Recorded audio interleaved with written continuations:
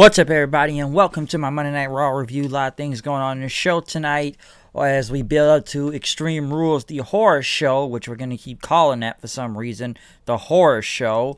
That's going to, I guess that's the theme to Extreme Rules and whatnot. But as Raw even kicked off, there was already a brawl in progress between Sasha, Bayley, and Asuka. Samoa Joe, I guess, was the moderator and trying to get everything under control as referees tried to break the women apart. Joe had welcomed everybody to Raw, say this is a contract signing, a double contract signing, I should say. And he tried to get things under control, but once again, Asuka and Sasha started fighting each other again. Joe pretty says, break it up, break it up. Next thing you know, Dolph Ziggler comes out then, and Drew McIntyre as they are there for also the double contract signing. Once they kind of got everything all settled and everything and whatnot, everybody sat down. Ziggler pretty much start talking about Drew McIntyre, of how he says that, listen, I'm going to hit you with everything, and I'm giving you everything I've had also, but now basically he has survived at this point, and that, he said McIntyre's 19-year redemption story would disappear just like that once he beats him for the WWE Championship, and he said he's going to destroy Drew McIntyre at Extreme Rules, which he signed.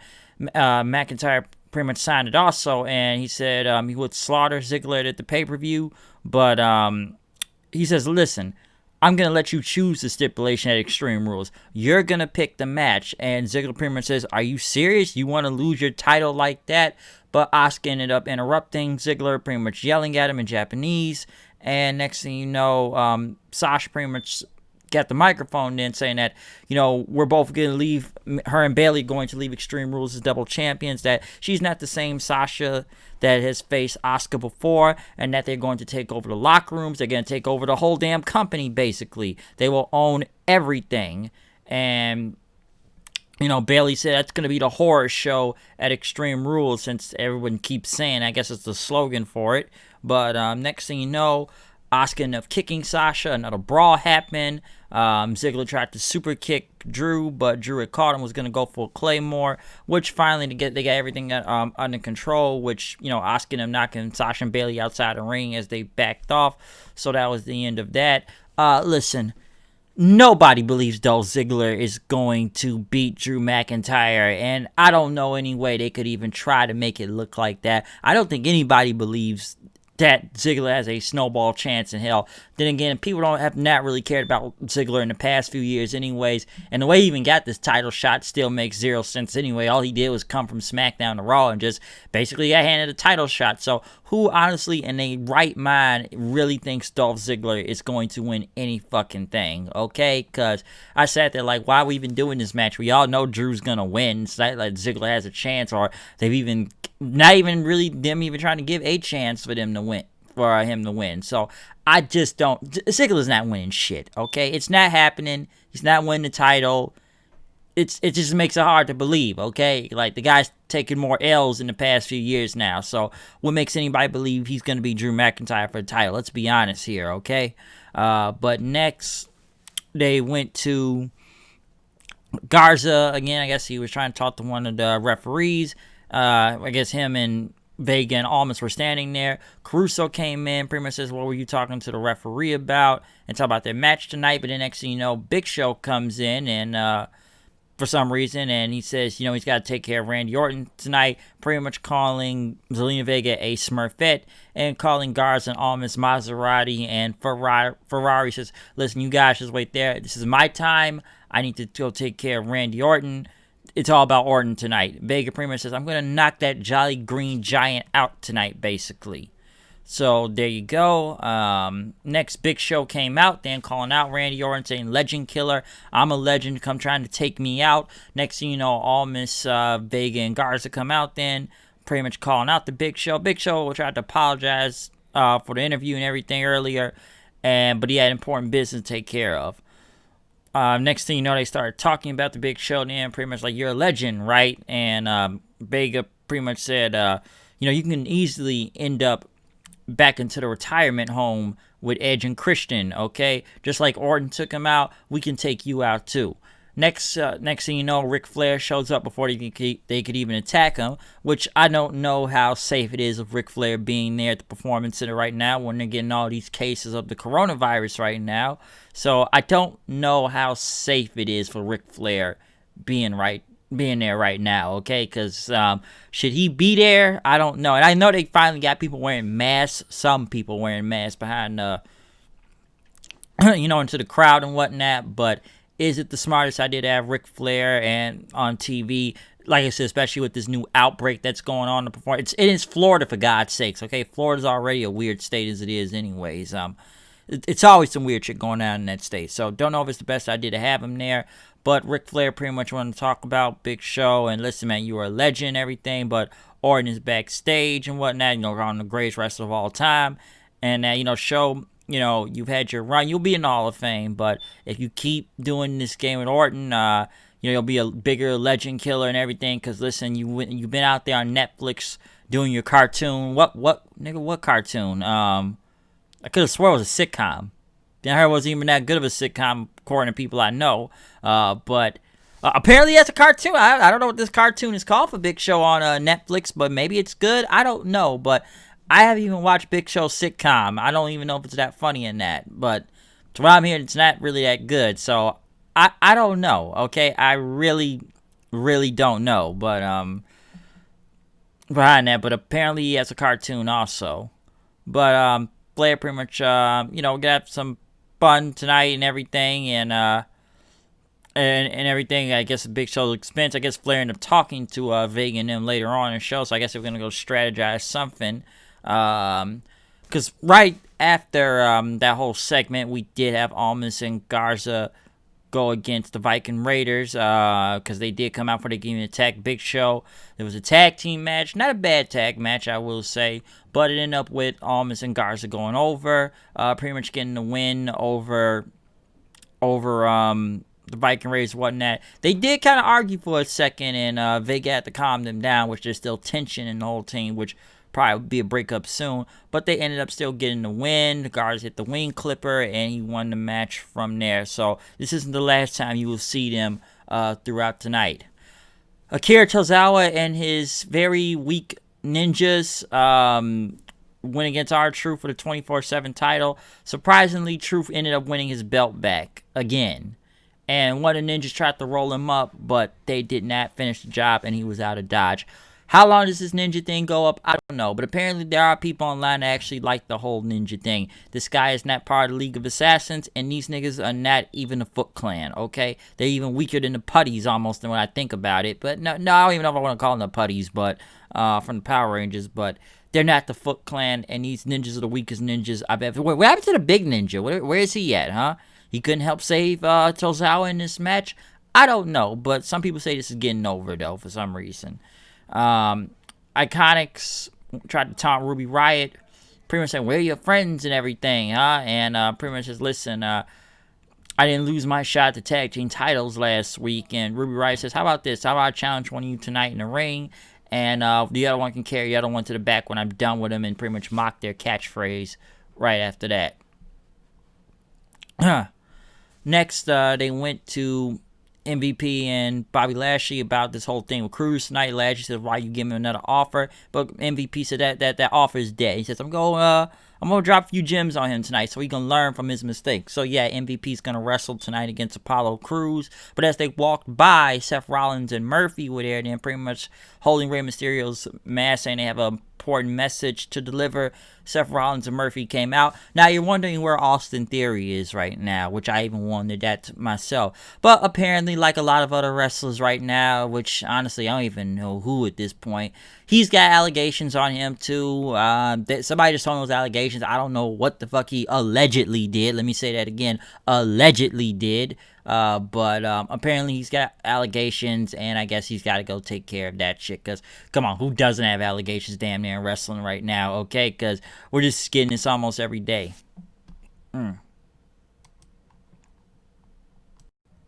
But yeah, apparently he's got allegations. I don't know what he did. I honestly don't know what the fuck he did, really. So I gotta go look it up. But must be that bad if they've had to take him. Looks like they've taken him off of TV right now. So I guess we're just only gonna be dealing with Rollins and Murphy right now until they can get that whole thing settled out. But Seth Rollins, it came out though to talk about that Rey Mysterio hasn't been seeing things clearly as of late, and he wants to avenge his family and everything, but he was a sacrifice for Raw, and he gave him the chance to walk away into the sunset, but Rey wants to basically defy him at every turn, and he doesn't want to do what's important, and he pretty much asks Rey Mysterio for forgiveness then. Not for what he's done in the past, but what you're forcing him to do into the future. So he wants forgiveness for everything he's going to do to Rey Mysterio into the future now. And whenever he returns to the ring, he will be forced, to take out Mysterio once again. Next thing you know, Rey and Dominic end up showing up on the big screen then.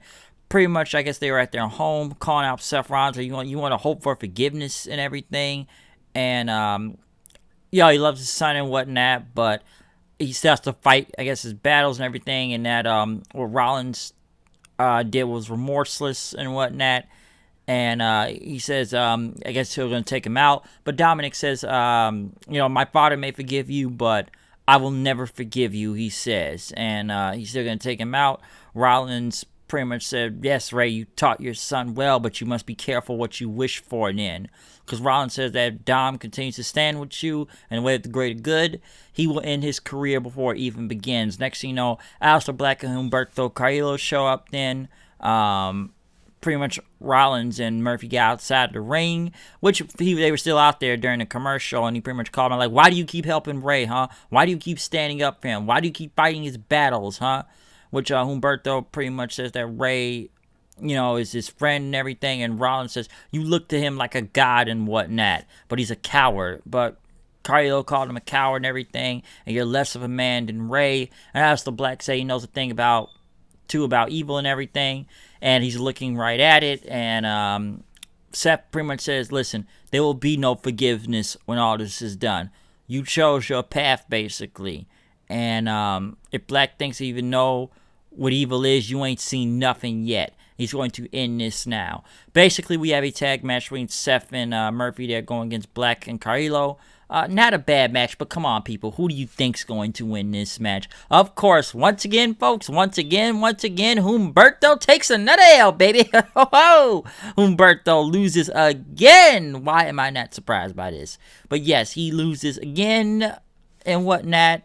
And next thing you know, Black had pretty much came, because I think he got the curb stomp, but, Black came in, pretty much tried to fight off Seth and Murphy, which he got beat up then. Seth and them tried to take out Humberto there, pretty much tried to put, they put the mask on him. They were going to put his, want to get his eye onto the steel steps and whatnot. You're going to put on the steel steps, pretty much taking him down. Because I think Murphy hit him with the steel steps, and they were going to put his head right there, but Aleister Black came back to break it up. Seth ended up hitting the curb stomp on Humberto onto the steel steps. So he didn't take out his eye, but once again, Humberto there being the sacrificial lamb as he is, dead once again. Aleister Black, I have no idea what they keep going with him with this, because some say he's just being positioned as just Rey's buddy right now, one of his buddies, and helping him, fight Seth almost every week. So that's kind of been his whole thing. I don't know where they're going with him. Next, though, they went to Asuka and Drew McIntyre in the back, pretty much talking about their tag team match tonight against Ziggler and Sasha. So they did that. Of course, they played, what did they play? They played The Undertaker's video package from Friday, that the highlight video and whatnot, which, like I said, people have talked about before, that it was only implied about it being retired and that, but, still open for the future, so it's just, some say WWE pushing the narrative. Great documentary, though. I recommend go watching it. Really good. But, it was the little highlight video package they had for Undertaker on Friday and whatnot. But next, though, Ruby Riott went against Peyton Royce. Once again, Ruby Riott loses. At least they got Ruby Riott back on TV. It looks like she's going somewhere with this. I don't know. I know people are going to say she got buried by the Iconics out here and whatnot, which I feel like they're trying to build something between her and Liv Morgan about them taking losses and probably reforming the Riott Squad or whatnot. I don't know where that's going to go, but it looks like it apparently may be going back to that, but I'm sure people don't really like seeing Ruby Riott lose most of the time, especially in this whole pandemic version of Raw and whatnot. So I don't know where they're going with Ruby Riott, but it looks like they may be reforming her and Liv Morgan back together. That's what it looks like it's kind of leading to with the L's they're taking right now. Big Show was in the back talking about Ric Flair, how he's the dirtiest player in the game, and how he's mentoring Orton, and how he grew up on Ric Flair, but then he really learned he was the dirtiest player in the game. He was ready for this handicap match up next. Of course, Big Show went against Almas and Garza. Handicap match, folks. Handicap match, which I feel like they've had to run away from Big Show half the time. But then later on, Garza ended up leaving Almas, saying, "You have your time."